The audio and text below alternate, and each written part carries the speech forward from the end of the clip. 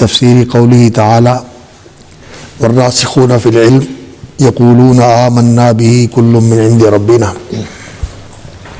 والمراد بالراسخین فی العلم الذین تمکنوا فی علم الکتاب.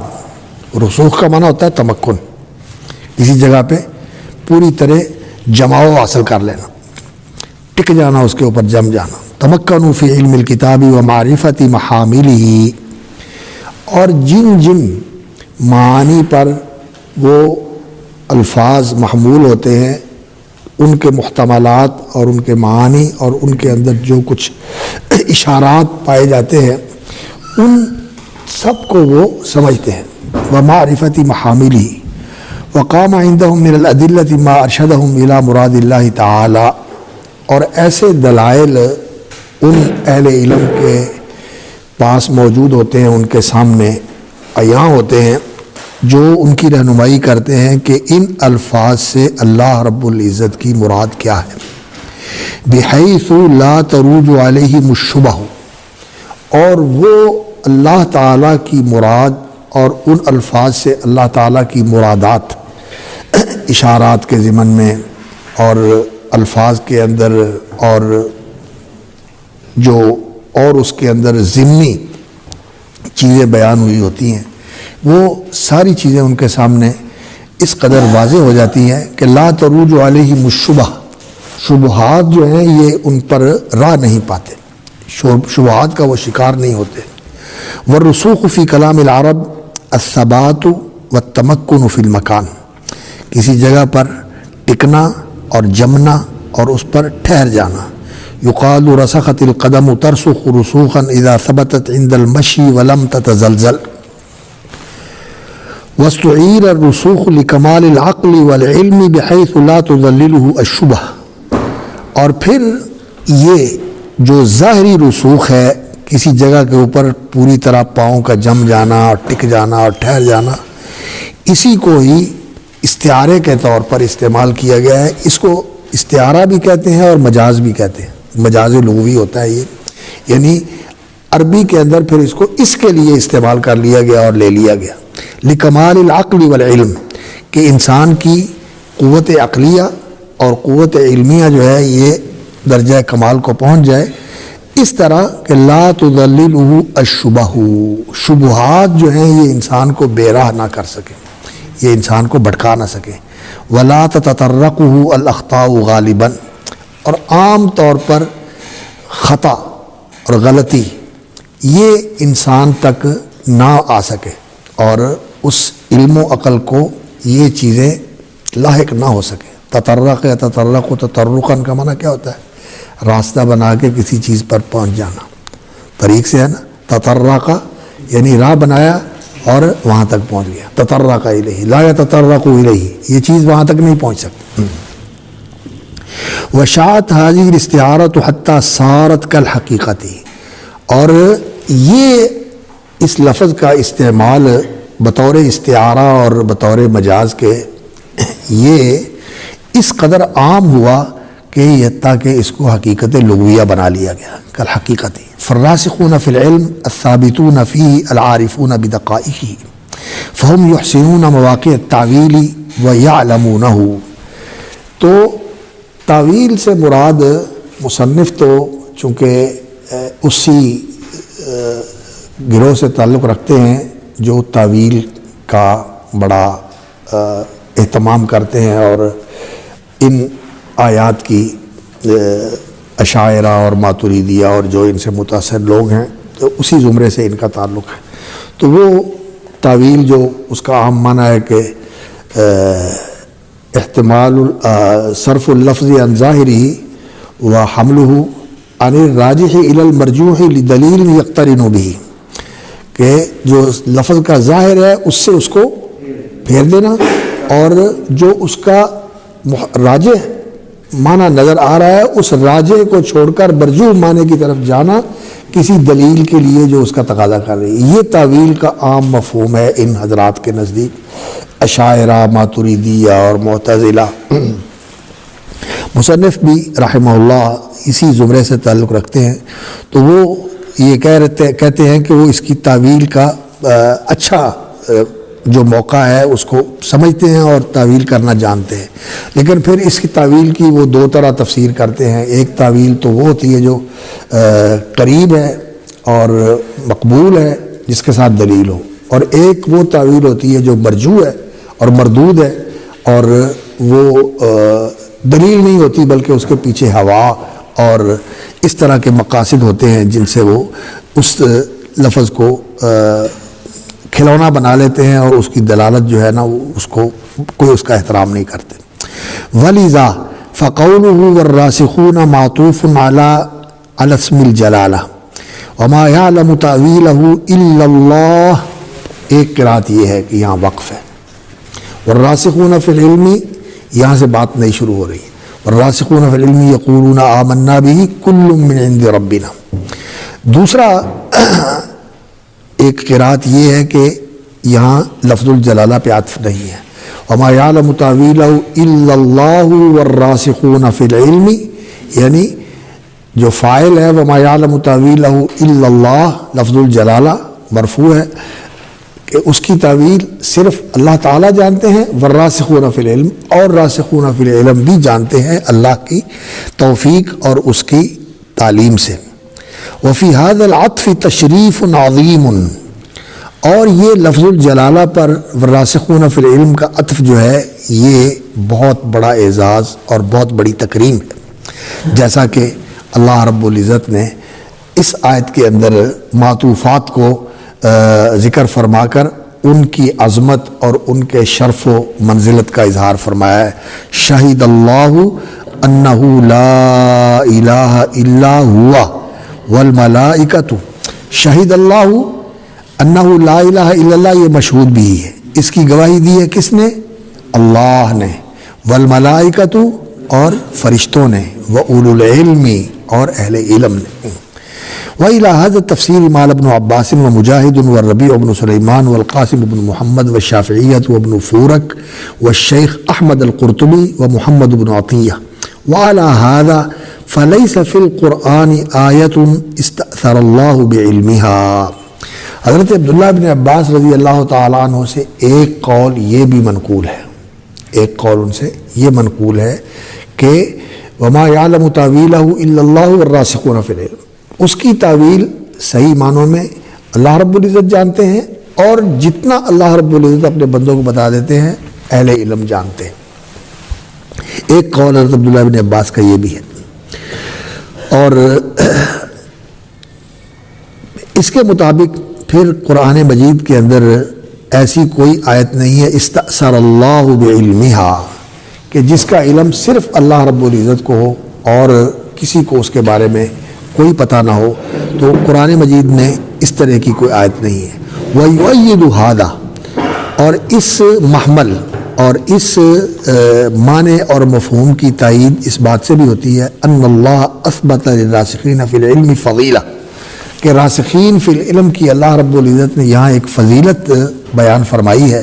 وَوَصَفَهُمْ بِالرُّسُوخِ فَآذَنَ بِأَنَّ لَهُمْ مَزِيَّةً فِي فَهْمِ الْمُتَشَابِهِينَ، اور جو زائغین تھے فی قلوبہم زیغ، ان کا ذکر پہلے فرمایا اور ان کی مذمت فرمائی۔ فَأَمَّا الَّذِينَ فِي قُلُوبِهِمْ زَيْغٌ فَيَتَّبِعُونَ مَا تَشَابَهَ مِنْهُ ابْتِغَاءَ الْفِتْنَةِ وَابْتِغَاءَ تَأْوِيلِهِ، یہ ان کی مذمت تھی اور ان کی فضیلت بیان فرمائی۔ وَأَمَّا الَّذِينَ وَمَا يَعْلَمُ تَأْوِيلَهُ إِلَّا اللَّهُ وَالرَّاسِخُونَ فِي الْعِلْمِ يَقُولُونَ آمَنَّا بِهِ كُلٌّ مِّنْ عِندِ رَبِّنَا وَمَا يَذَّكَّرُ إِلَّا أُولُو الْأَلْبَابِ۔ تو یہ سیاق بتا رہا ہے کہ راسخین فی العلم کی یہاں فضیلت بیان کی جا رہی ہے۔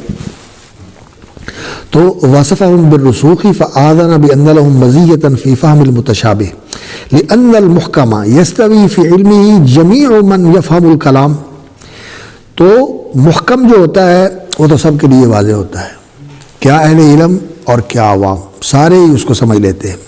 ففي أي شيء رسوخهم، تو راسخین کا امتیاز جو ہے وہ تو کوئی نہ ہوا، اس کو سمجھنے میں تو عامی اور عالم، خاص اور عام سارے برابر ہیں۔ وہ اس قدر واضح ہے کہ جیسے 2 اور 2 4 ہوتے ہیں اور 1 اور 2 مل کر دو کا مجموعہ ہوتا ہے، دو میں ایک اور دو میں فرق ہوتا ہے. تو اس طرح کی چیزیں تو سارے ہی جانتے ہیں. ففی ای شیء رسوخہم، یہاں رسوخ فی العلم کی کیا ضرورت ہے. وحکا امام الحرمین عن ابن عباس انہ قال فی ہاتہ الآیت انا ممن یعلم تأویلہ. تو امام الحرمین جوینی یہ بہت بڑے عالم بھی تھے، اصول فقہ کے فقہ شافعی کی متون اور اصول فقہ کے اندر ان کی کتابیں، اور اسی طرح عقیدے کے اندر بھی ان کی کتابیں جو ہیں نا ان کے ہاں بہت معتبر ہیں. تو وہ کہہ رہے ہیں کہ حضرت عبداللہ بن عباس رضی اللہ تعالیٰ عنہ یہ کہا کرتے تھے کہ میں ان لوگوں میں سے ہوں الحمدللہ ممن یعلم تاویلہ، کہ جو متشابہ کی تاویل جانتے ہیں. اچھا، یہاں شیخ الاسلام ابن تیمیہ رحمۃ اللہ علیہ، اللہ تعالیٰ ان کے درجات بلند فرمائے، انہوں نے بڑی تفصیل کے ساتھ اس آیت پر متفرق مقامات پر کلام کیا ہے، کہیں تھوڑا، کہیں زیادہ، کہیں اشارے میں، کہیں تفصیل کے ساتھ. اور وہ جو ان کی تفسیر کا مجموعہ ہے نا وہ یہ تو ناقص ہے. ایک ان کا مجموعہ جو ہے نا تفسیر ابن تیمیہ کے نام سے نا، مجموعہ تفسیر ابن تیمیہ اس کے نام سے نا 5-6 جلدوں میں وہ شائع ہوا ہے، اور اس میں انہوں نے وہ سارا جمع کر دیا ہے. تو میں دیکھ رہا تھا اس میں شیخ الاسلام ابن تیمیہ رحمۃ اللہ علیہ نے اپنی کتابوں میں نا بڑا اس کے اوپر تفصیل سے لکھا ہے. تو وہ کہتے ہیں کہ ابن عباس رضی اللہ تعالیٰ عنہ اور اس طرح دیگر جو حضرات تھے قرون اولیٰ کے، سلف کے، ان کے ہاں تعویل کا یہ مفہوم جو ہے نا تقریباً نہیں پایا جاتا. یہ جو مفہوم متاخرین کے ہاں ہے، یہ صرف اللفظ عن ظاہرہ وصرفہ عن المعنى الراجح الى المرجوح لتاویل یقترن بہ. وہ کہتے ہیں کہ یہ مفہوم ان کے ہاں نہیں ہے. یہ جو رائج تعویل ہے اور جس اطلاق کے ساتھ ہم ان کو مؤولین کہتے ہیں سلف میں یہ نہیں ہے. سلف کے اندر تعویل کا 2 ہی معنی ہیں. ایک یہ کہ تعویل سے مراد ہے کسی چیز کا اپنے آخری شکل کے اندر، واقعہ کے اندر موجود ہونا. جیسے خواب کی تعویل ہوتی ہے، خواب پورا ہو جاتا ہے تو وہ جو خواب کا پورا ہونا وہ کیا ہوتا ہے، وہ اس کی تعویل ہوتی ہے. یعنی جو خواب دیکھا وہ اس کی ایک ایسی صورت تھی جو تمثیلی رنگ میں دیکھی. انی رأیت 11 کوكبا والشمس والقمر، میں نے 11 کوكبا والشمس والقمر، سورج، چاند اور 11 ستاروں کو دیکھا. رأیت 11 کوكبا والشمس والقمر رأیتهم لی ساجدین، اور میں نے ان کو اپنے سامنے جھکتے ہوئے پایا. تو یہ تمثیل تھی. اور پھر اس کی حقیقت وہ تب دیکھی جب ان کے والدین آئے، ورفع ابویہ العرش وخروا له سجدا وقال یا ابت ھذا تاویل رؤیایا من قبل قد جعلها ربی حقا. میری خواب جو ہے وہ پوری حقیقت واقعہ بن کر سامنے آ گئی.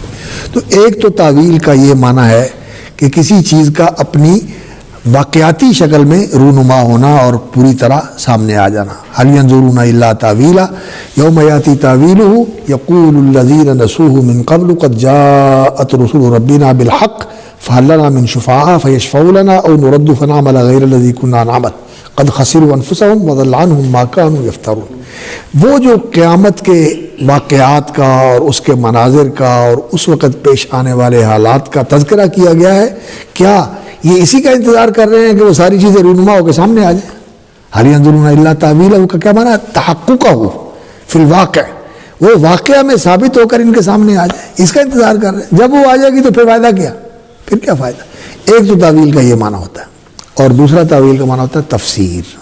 دوسرا تعویل کا معنی ہوتا ہے تفسیر، یعنی کسی چیز کا بیان کرنا. تو یہ تو سلف کے عام استعمالات ہیں. اور تیسرا معنی یہی ہوتا ہے جو عام متاخرین کے اندر رائج ہے کہ صرف اللفظ عن ظاہری یا ترک المعنی الراجح الی المعنی المرجوح لدلیل یقترن بہ ودلیل یقتضی ذلک. ان کے نزدیک جو دلیل ہے، اور وہ دلیل کون سی ہوتی ہے؟ وہ دلیل ان کے نزدیک عقلی دلیل ہوتی ہے.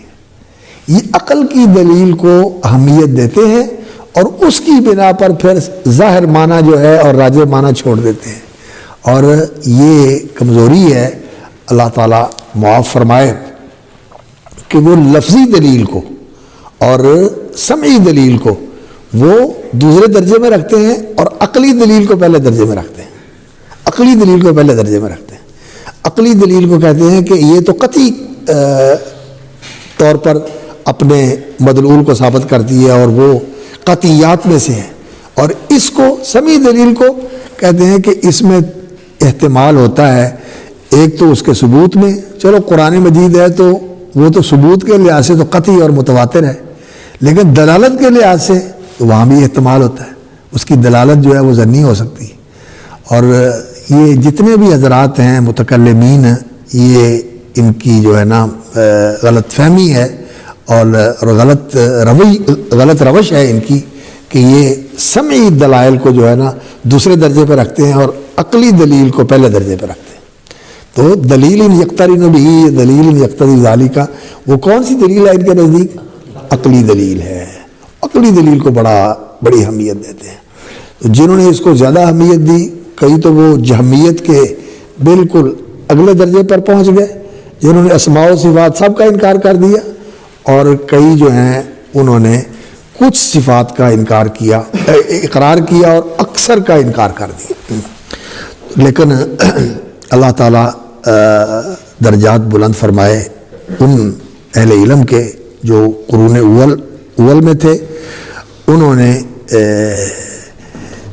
بڑا ہی اس معاملے میں ثبات کا اور بہت زیادہ استقامت کا مظاہرہ کیا، اور انہوں نے جب یہ لوگ عقلی دلیلوں کے پیچھے لگ کے اس طرح کی باتیں کرنے لگے تو ان کے امام جو ہیں اپنے دور میں اس امت کے صدیقین میں سے اپنے وقت کے بہت بڑے صدیق امام احمد ابن حنبل رحمۃ اللہ علیہ تھے۔ جب انہیں کہا جاتا تھا کہ آپ یہ بات مان لیں کہ اللہ رب العزت کا کلام جو ہے یہ اس کی مخلوق ہے، اور اگر اللہ رب العزت کے لیے ہم کلام کا اثبات کریں تو کلام کیا ہوتا ہے؟ یہ ایک عمل ہے جو کسی کے ساتھ قائم ہوتا ہے، ہاں، اور یہ عمل ہوتا بھی حادث ہے، بلکہ قرآن نے اس کو حادث کہا ہے۔ اما یاتیہم من ربہم من آیۃ الا کانوا عنہا معرضین، اور کیسے ہے؟ اقترب للناس حسابہم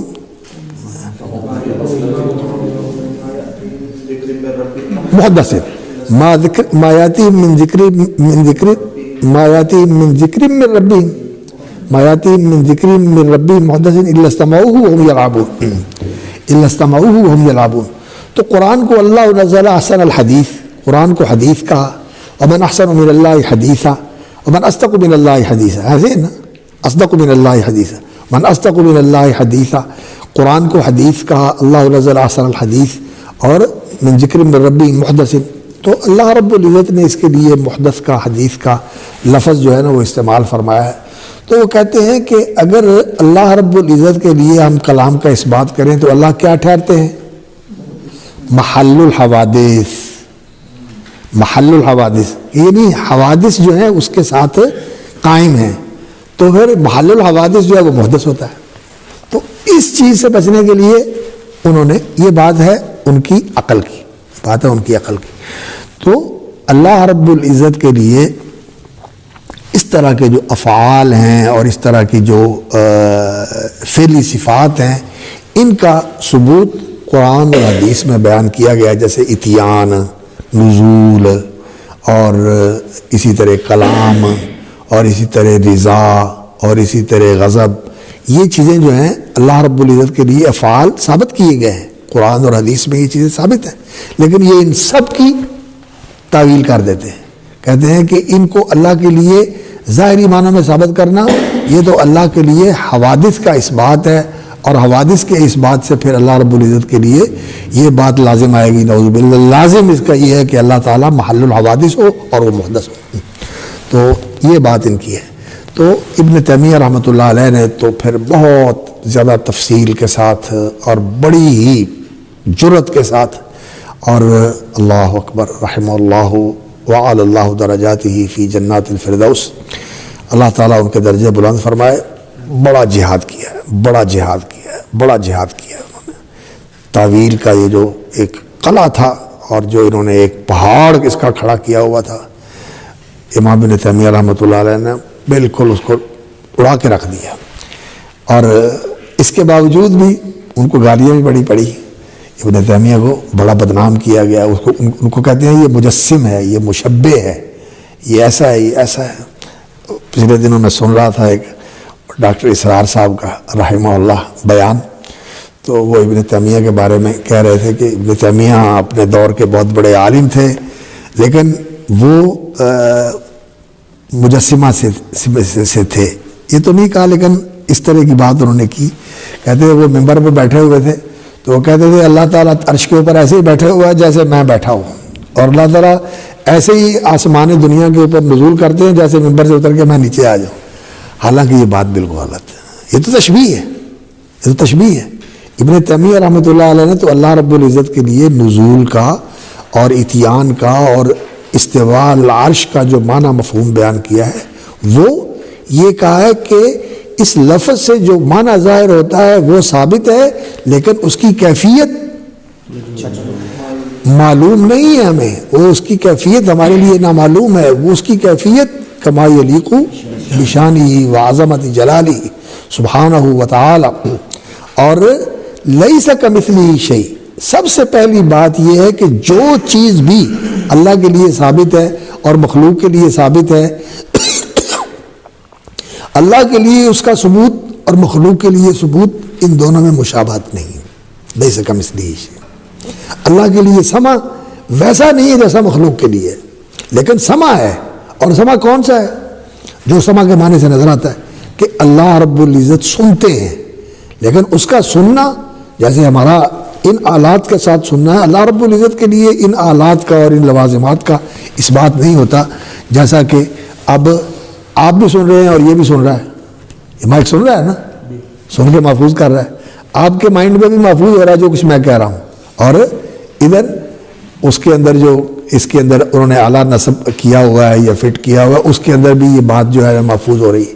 تو اشتباہ یہاں بھی نہیں ہوتا۔ جانور بھی سنتے ہیں، لیکن ہم بھی سنتے ہیں، جانور بھی سنتے ہیں نا، لیکن ان کا سننا ہمارے جیسا نہیں ہے، اس لیے کہ ان کو وہ چیزیں سمجھ نہیں آتی جو ہمیں سمجھ آتی ہیں، اور بعض ایسی چیزیں وہ سنتے ہیں جو ہم نہیں سنتے۔ جیسے نبی صلی اللہ علیہ وسلم نے فرمایا نا، مردہ روتا ہے، چیخیں مارتا ہے، جانور سنتے ہیں لیکن ہم نہیں سنتے۔ اللہ تو اس لیے یہاں بہت ساری چیزیں ہیں جو ایک دوسرے کے مشابہ نہیں ہیں۔ تو اللہ رب العزت کے لیے انسان یہ بات کہے، یہ ناسمجھی کی بات ہے۔ تو مصنف رحمۃ اللہ علیہ، اللہ تعالیٰ ان کی مغفرت فرمائے اور ہماری بھی، بہرحال اسی طبقے سے ان کا تعلق ہے، لیکن سچی بات یہ ہے کہ قرآن مجید کی تفسیر میں نا زمخشری ہیں، اب وہ معتزلہ میں سے ہیں، اور وہ اپنی اس فکر کو، اعتزالی فکر کو قرآن مجید سے دلائل بھی مہیا کرتے ہیں اور اسی کے مطابق معنی بھی کرتے ہیں، لیکن ہم ان کو مخطی سمجھتے ہیں، یہی سمجھتے ہیں کہ وہ مخطئین میں سے ہیں، انہوں نے غلطی کی ہے، بدنیت نہیں سمجھتے۔ میں تو سمجھتا ہوں ذاتی طور پر کہ جو ہے نا یہ لوگ مخطی ہیں اور خطا ہو گئی ہے ان سے کہ یہ ٹھوکر کھا کے نا غلط راستے کی طرف پڑ گئے۔ اللہ تعالیٰ سب کو معاف فرمائے۔ اس لیے میں یہ بات کہتا ہوں کہ ان لوگوں کا جو طرز عمل ہے نا وہ یہ ہے کہ یہ دین کے ساتھ التزام کرنے والے تھے، دین کا التزام کرنے والے تھے، عملاً یہ لوگ ملتزم تھے، متمسک تھے، ان کی زندگی کے اندر نیکی پائی جاتی تھی، زہد، تقوی، نمازوں کی پابندی، خدا خوفی، یہ ساری چیزیں ان کے اندر پائی جاتی تھی۔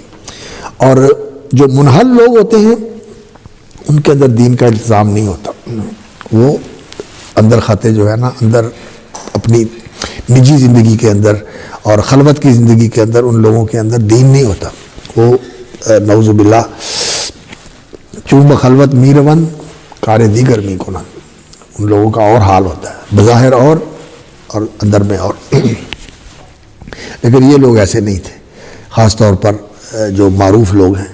اور قرآن مجید کا جو بلاغی اعجاز ہے اور بلاغی حسن ہے، یہ بہت خوبصورت طریقے سے اس نے بیان کیا ہے علامہ زمخشری رحمۃ اللہ علیہ نے۔ اسی طرح اس دور میں یہ جو ہے نا مصنف ابن عاشور رحمۃ اللہ علیہ، انہوں نے قرآن مجید کا اعجاز اور اس کی بلاغت اور اس کا بیان اور بہت سارے جو عقلی مسائل ہیں ان کو قرآن مجید سے بہت اچھے طریقے سے انہوں نے واضح کر کے بیان کیا ہے اور نکال کر ان کی شرح کی ہے۔ تو ہماری ضرورت یہ ہوتی ہے کہ سب جگہ سے لینا پڑتا ہے۔ جو شہد اکٹھا کرتی ہے نا شہد کی مکھی، اسے سارے پھولوں کو ان سے رس لینا پڑتا ہے، تو ہر جگہ سے وہ اپنے مطلب کی چیز جو ہے نا وہ جو کارآمد ہے اس کے لیے اس کو لے آتی ہے۔ تو اس لیے ان کتابوں کا مطالعہ کرنا ہوتا ہے اور کرنا چاہیے، لیکن علی حذر، خذ ما صفا ودع ما قدر۔ وقیل الوقف علی قولہ الا اللہ وان جملۃ والراسخون فی العلم مستأنف وهذا مروی عن جمہور السلف وهو قول ابن عمر وعائشہ وابن مسعود وابی ورواه اشہب عن مالک فی جامع العتبیہ۔ عتبیہ یہ کتاب ہے فقہ مالکی کی، جیسے المدونہ ہے اسی طرح العتبیہ بھی ہے۔ تو جامع یہ موطا میں بھی ایک کتاب ہے الجامع کے نام سے آخر میں، اور اسی طرح مدونہ کے اندر بھی ایک باب ہے الجامع کے نام سے، اور فقہ مالکی کی کتابوں میں الجامع کے نام سے ایک چیپٹر ہوتا ہے، وہ اس میں عقیدہ، اخلاق، آداب، نبی صلی اللہ علیہ وسلم کی سیرت، یہ چیزیں بیان کی گئی ہوتی ہیں۔ تو جامع کے عنوان سے یہ مالکی فقہ کی کتابوں کے اندر ایک باب جو ہے نا وہ باب الجامع ہوتا ہے، اس میں کچھ عقائد کے مسائل اور کچھ اس کے اندر اخلاق، آداب اور سیرت النبی، یہ چیزیں اس میں بیان کی جاتی ہیں۔ موطا کے اندر بھی یہ ہے اور دوسری کتابوں میں بھی اسی طرح موجود ہے۔ تو فی جامع العتبیہ، ایک جامع کا مفہوم جو ہے وہ محدثین کی اصطلاح کے اندر ہے، وہ جامع جو ہے نا وہ فقہ کے اور عقیدے کے اور دین کے تمام ابواب کو جو جامع مجموعہ ہو اس کو الجامع کہتے ہیں۔ لیکن فقہ مالکی کا یہ اپنا ایک انداز ہے۔ وقال عروۃ بن الزبیر والکسائی والاخفش والفراء والحنفیہ، اور یہی ان حضرات کا بھی، یہ تابعین میں سے ہیں اور کچھ جو ہیں وہ ان کے بعد کے تبع تابعین میں سے ہیں۔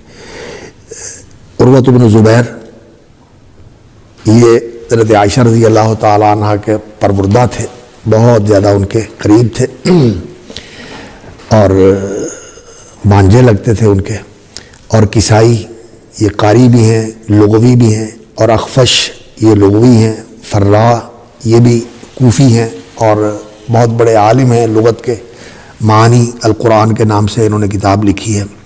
والحنفیۃ وإلیہ مال فخر الدین، احناف کا بھی اسی کی طرف ہی رجحان ہے۔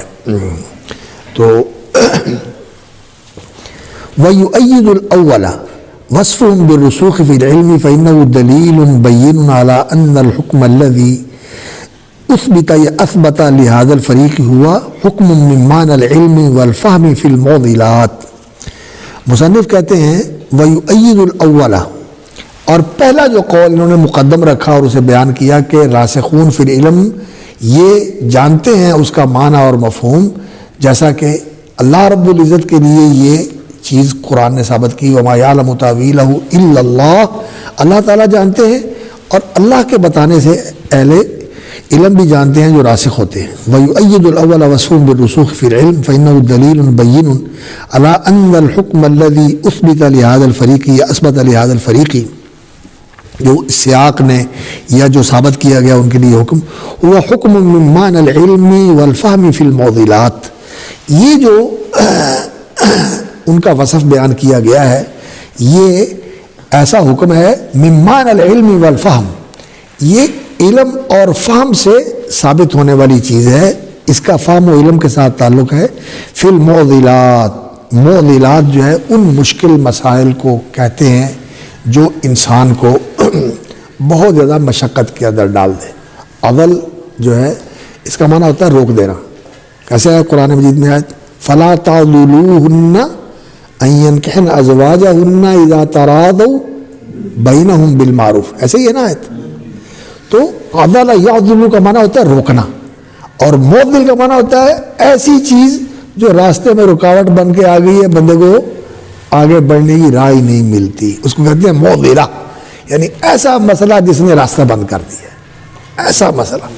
تو ایسے مسئلے کو جس کے سمجھنے میں ایسا اشکال پیش آ جائے کہ راہیں بند ہو جائیں، تو اس کو معضلہ کہا جاتا ہے. فی فہم معنی العلم والفہم فی المعضلات وهو تعویل متشابہ علی ان اصل العطف هو عطف المفردات دون عطف الجمل. اور اس کے لیے ایک اور جو ہے تائیدی پہلو نکلتا ہے کہ ان اصل العطف هو عطف المفردات دون عطف الجمل. عطف کے لیے جو اصل چیز ہے کہ مفرد کا مفرد کے اوپر عطف ہو. جانی زید و عمر، کہ زید اور عمر دونوں آئے، تو یہ مفردات کے عطف کے لیے اصل ہے. دون عطف الجمل، اور جملوں کا جملوں کے اوپر عطف جو ہے یہ بھی ہوتا ہے، لیکن اصل جو ہے وہ یہ ہے، اور یہ طبعاً اور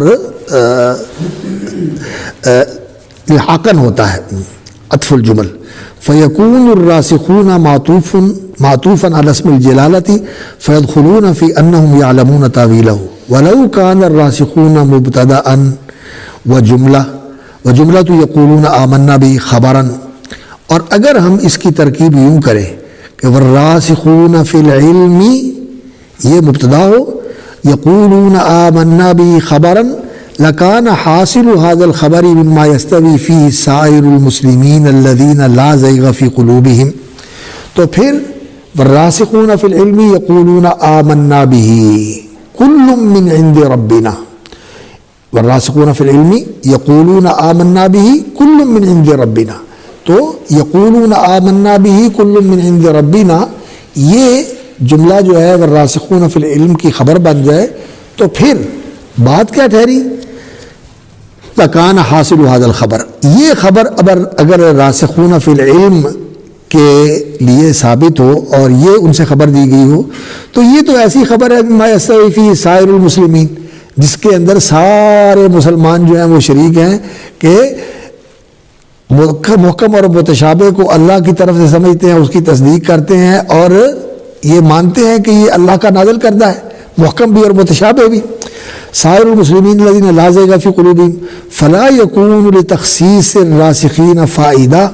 تو پھر یہی کہہ دینا کافی تھا کہ سارے اہل ایمان جو ہیں وہ اس کی تصدیق کرتے ہیں. راسخون کا پہلے ذکر کرنا جو ہے نا، یہ راسخون کا الگ سے ذکر کرنا، اس کی کوئی خصوصیت کا فائدہ نظر نہیں آتا.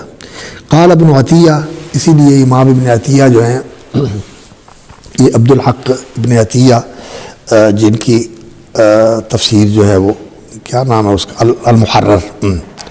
المحرر ابن عطیہ کی ہے ہمارے پاس. تو یہ جیسے کشاف و زمخشری رحمۃ اللہ علیہ کی، اسی طرح یہ ابن عطیہ کی ہے. اور شیخ الاسلام آپ نے پڑھا ہوگا اس میں مقدمہ میں، وہ اس کی زیادہ ترجیح کے قائل ہیں. وہ کہتے ہیں کہ یہ زیادہ بہتر ہے ابن جار اللہ زمخشری کی تفسیر سے، ابن عطیہ کی تفسیر المحرر الوجیز.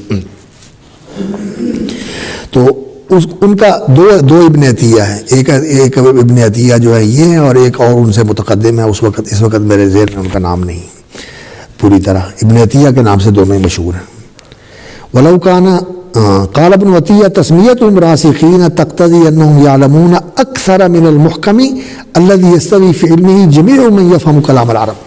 تو راسخون فی العلم جو ہیں، ان کا یہاں جو خصوصیت کے ساتھ علیحدہ ذکر کیا گیا ہے، اس سے یہ معنی نکلتا ہے اور اس سے یہ مفہوم سامنے آتا ہے کہ یہ لوگ اس محکم کے بارے میں عام عربی زبان کو سمجھنے والوں سے زیادہ علم رکھتے ہیں. انہم یعلمون اکثر من المحکم الذی یستوی فی علمہ جمیع من یفهم کلام العرب. جو عربی کلام سمجھتے ہیں، قرآن پر ایمان رکھتے ہیں اور اس کی تصدیق کرتے ہیں، جتنا وہ سمجھتے ہیں یہ ان سے زیادہ سمجھتے ہیں۔ وفی ای شیء هو رسوخهم یعلم الا ما یعلمه الجمیع، اور اگر جو سارے جانتے ہیں وہی یہ بھی جانتے ہیں اور اتنا ہی وہ جانتے ہیں اتنا ہی یہ جانتے ہیں، تو پھر ان کے رسوخ کا کیا مطلب ہوا، کیا فائدہ ہوا؟ وفی ای شیء هو رسوخهم یعلم الا ما یعلمه الجمیع وما الرسوخ الا المعرفة بتصاریف الکلام بقریحة معدة، اور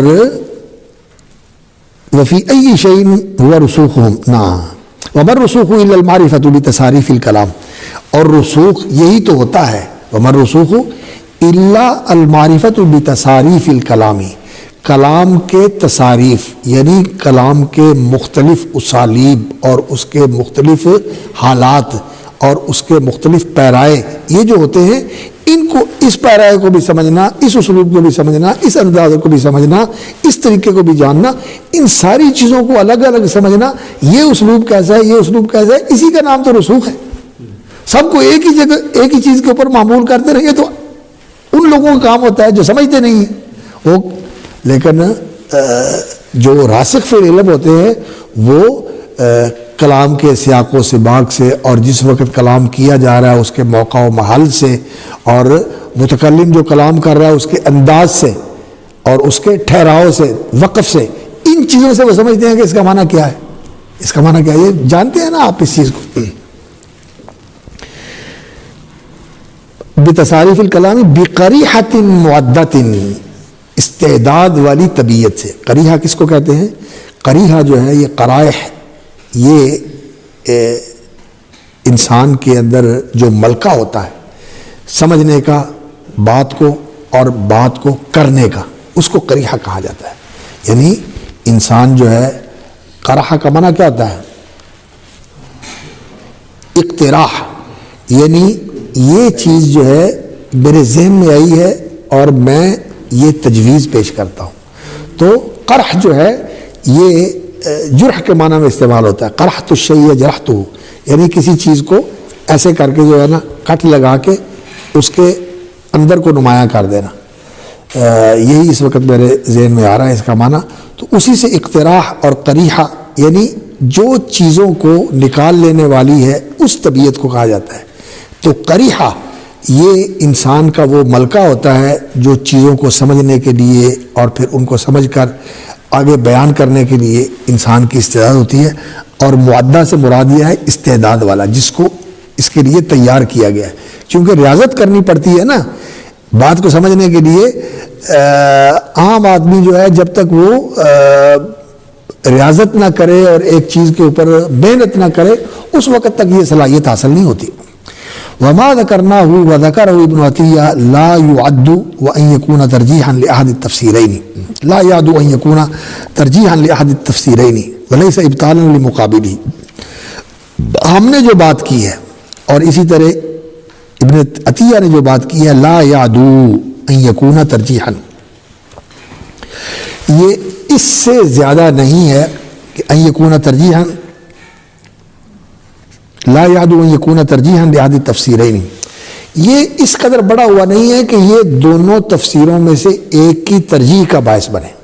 یعنی ہم نے یہ ایک پہلو اور ایک وجہ بیان کیا ہے، یہ ایک تفسیر کی ترجیح تو ہو سکتا ہے، ولیس ابطالا لمقابلہ، لیکن یہ دوسرے کا ابطال نہیں ہے۔ لا یعد ان یکون ترجیحا لأحد التفسیرین، یہ اس سے زیادہ نہیں ہے کہ یہ ایک پہلو کی ترجیح ہے، اس کو ہم نے راجح قرار دیا ہے، اور دوسرا مرجوح ہے لیکن باطل نہیں ہے، دوسرا باطل نہیں ہے۔ لا یعد ان یکون ترجیحا لأحد التفسیرین، یہ اس سے زیادہ نہیں ہے کہ ایک پہلو کی تفسیر کو راجح قرار دیا، تفسیر کا ایک پہلو راجح قرار دیا ہے اور دوسرے کو مرجوح، ولیس ابطالا لمقابلہ اذ قد یوصف بالرسوخ من یفرق بین ما یستقیم تاویلہ وما لا مطمع فی تاویلہ، اس لیے کہ جو دوسرا پہلو ہے، دوسرا قول ہے کہ اس کی تعویل صرف اللہ رب العزت ہی جانتے ہیں اور اہل علم جو ہیں وہ اس کو مانتے ہیں، تو اذ قد یوصف بالرسوخ، کیونکہ وہ بھی علم والا راسخ کے وصف سے متصف ہے، من یفرق بین ما یستقیم تاویلہ وما لا مطمع فی تاویلہ، جو اس چیز کو سمجھتا ہے کہ یہ تو ایسی چیز ہے جس کی تعویل ہو سکتی ہے، اور یہ ایسا لفظ ہے جس کی تعویل کا کوئی امکان ہی نہیں، یعنی تفسیر اس کی نہیں کی جا سکتی. وَمَا لَا مَطْمَعَ فِي تَأْوِيلِهِ.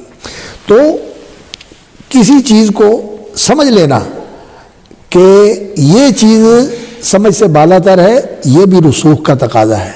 جیسے کہتے ہیں نا کہ علم پڑھنے کے بعد انسان کو یہ پتہ چلتا ہے کہ مجھے بہت ساری چیزوں کا پتہ نہیں،